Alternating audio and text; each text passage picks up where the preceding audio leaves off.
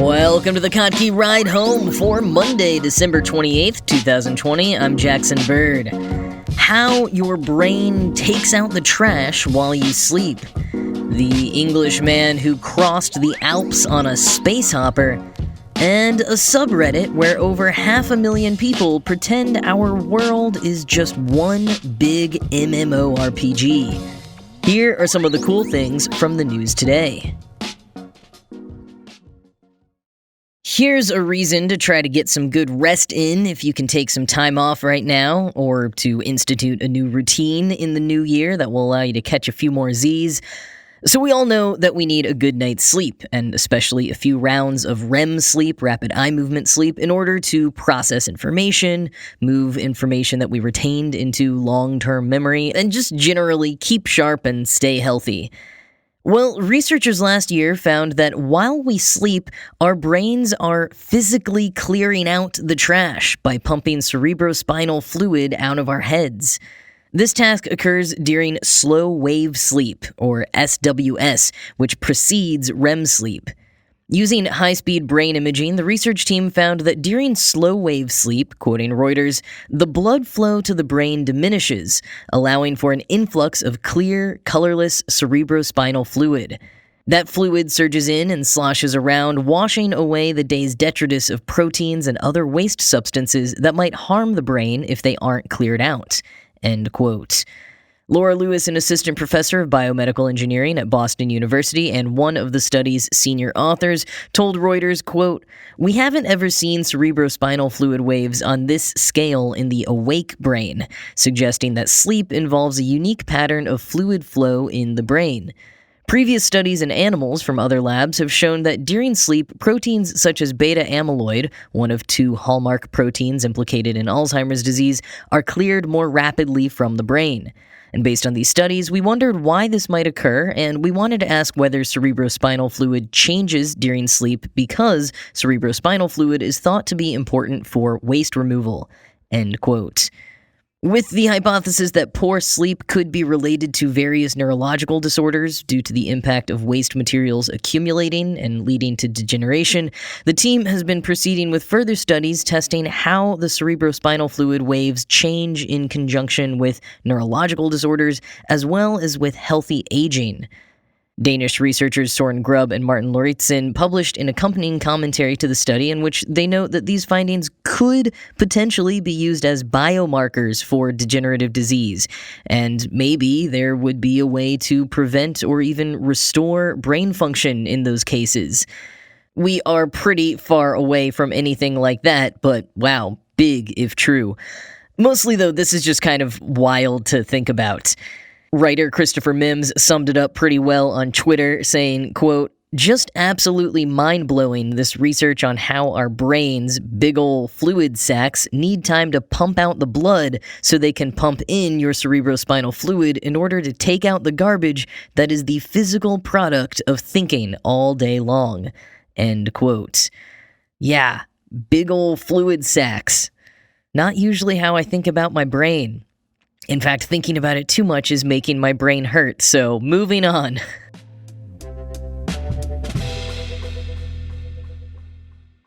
If you're looking for an ambitious adventure to add to your slate of New Year's resolutions for 2021, why not take a leaf out of Stephen Payne's book and traverse the Swiss Alps on a space hopper?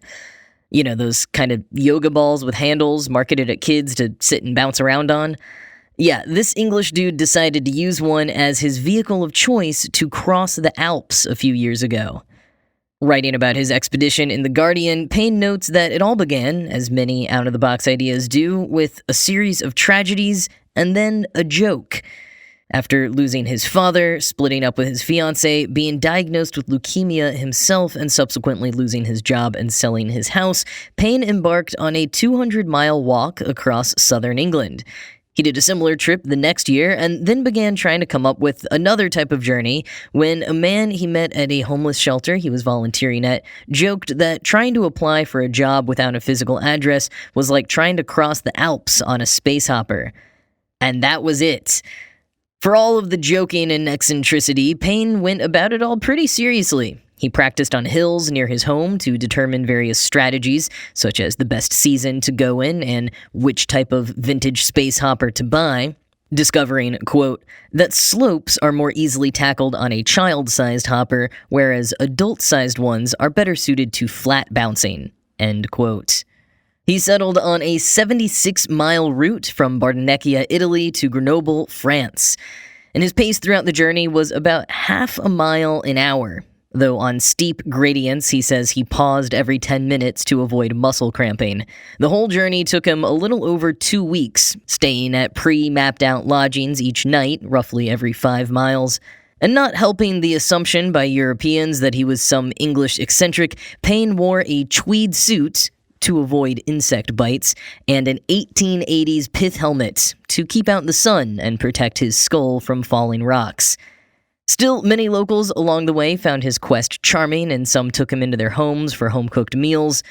Overall, on the journey, he went through 3 of the 4 space hoppers he had packed, losing one to a puncture and another when he fell asleep on a mountainside. He suffered heat stroke, altitude sickness, a sprained knee, and countless aches and pains. But on day 17, with a new cadre of Facebook followers who had been following his regular updates, he made it to Grenoble and achieved his very bizarre goal. Oh, and he still had leukemia the whole time he was doing this, by the way. So, wow. From what I can tell online, Payne went on to do some type of journey on an old penny farthing, the proto-bicycles with the very big wheel and the very small wheel, while wearing 15th century knight's armor. And there was a short documentary made about him this year, which I'll put the trailer for in the show notes, although I can't find a link to watch it in full just yet. But in any case, solo journeys seem like a pretty decent idea for a 2021 activity, so maybe consider it. Pogo across the Rockies, moonshoe through the Adirondacks. After a year like this, why not?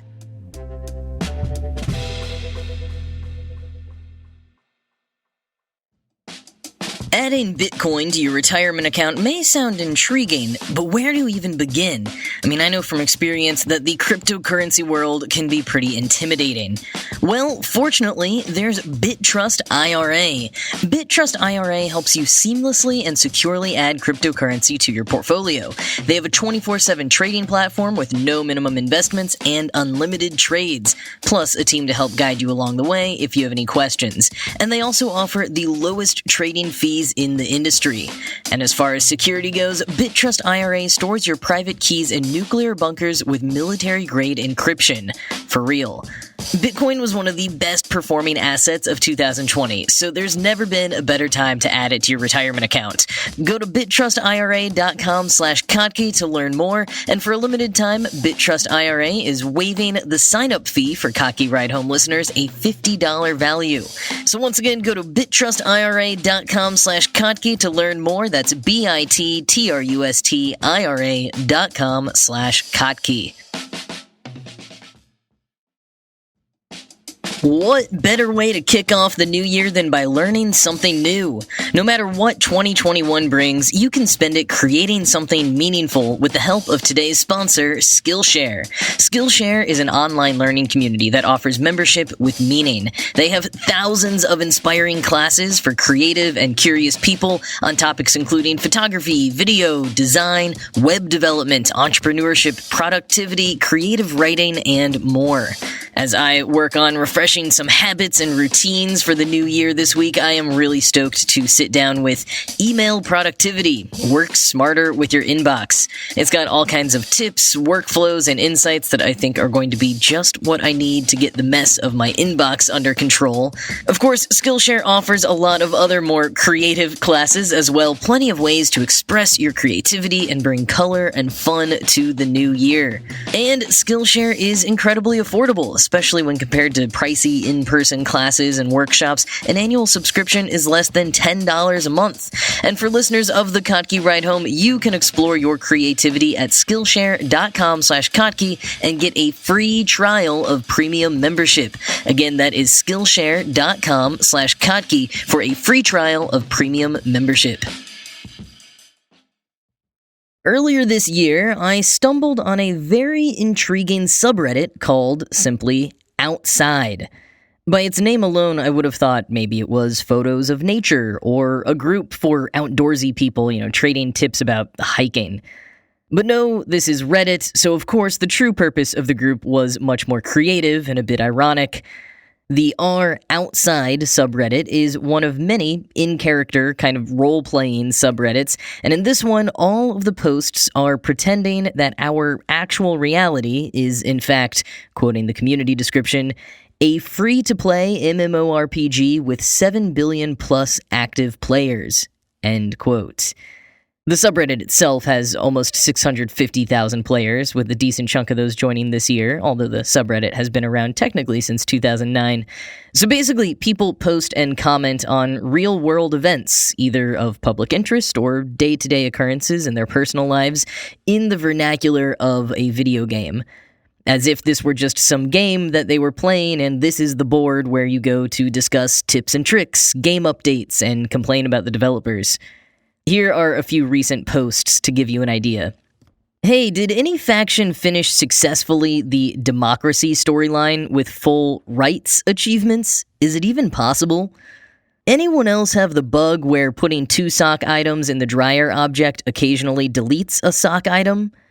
What happened to legendary user super_Obama373? I haven't heard from him in a while. He was an amazing guild leader, and I would like to know what's up with him. As with other in-character subreddits, like one of my old favorites are Stuck 10 Years Behind, where you're only allowed to post as if it's 2010, R Outside is a lighthearted way to share personal victories or talk to others about your thoughts and struggles, but in a shared language that can make it a bit easier to be a little vulnerable. Quoting the Washington Post, part of the appeal, suggested Sarah Lynn Bowman, an academic who studies role-playing games, is the shared language understood by all participants. Ages are referred to as levels, events are quests or mini-games. One user who recently came out as bisexual wrote, "At level 18, my confidence stat has increased enough to remove the closet debuff." For other users to comment, they must first know that a debuff refers to effects in games that damage a main character's stats.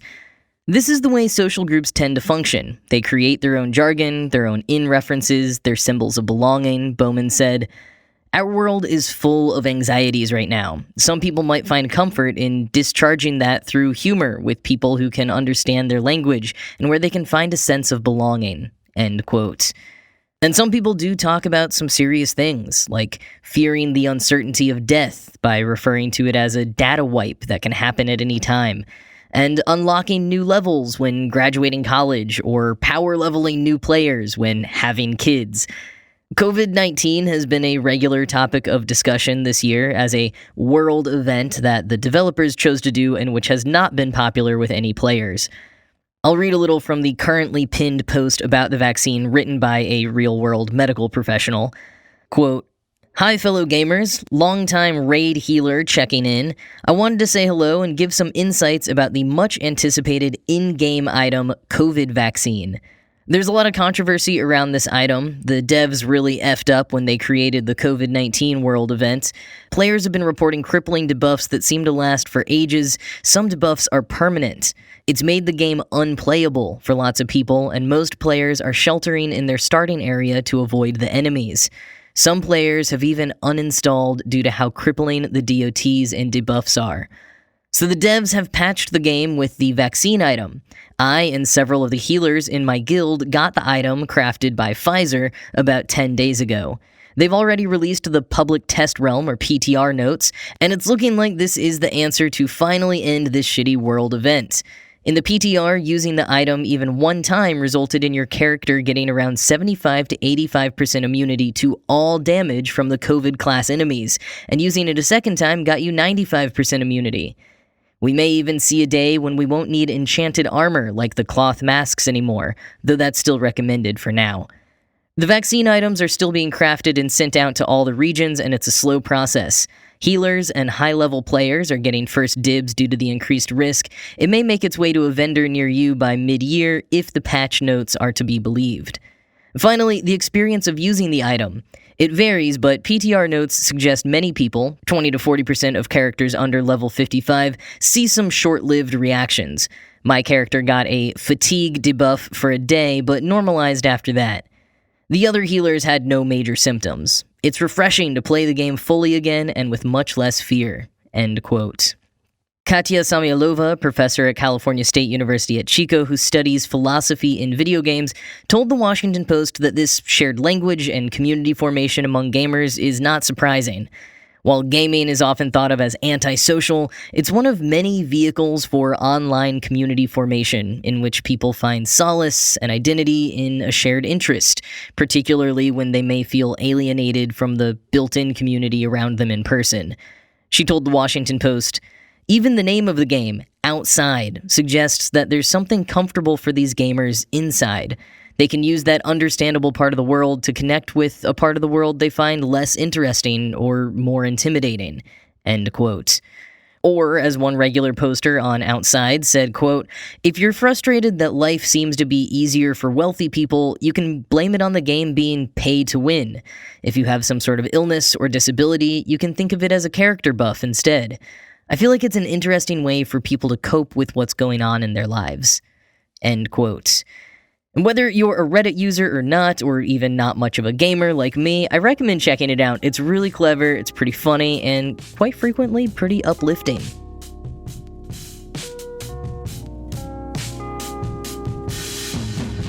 That is it for today. As always, this show was produced by Ride Home Media and Kottke.org. I am Jackson Bird, and I'm gonna go grab my space hopper to bounce on over to the grocery store. I hope you all had a fantastic weekend, and I will talk to you again tomorrow.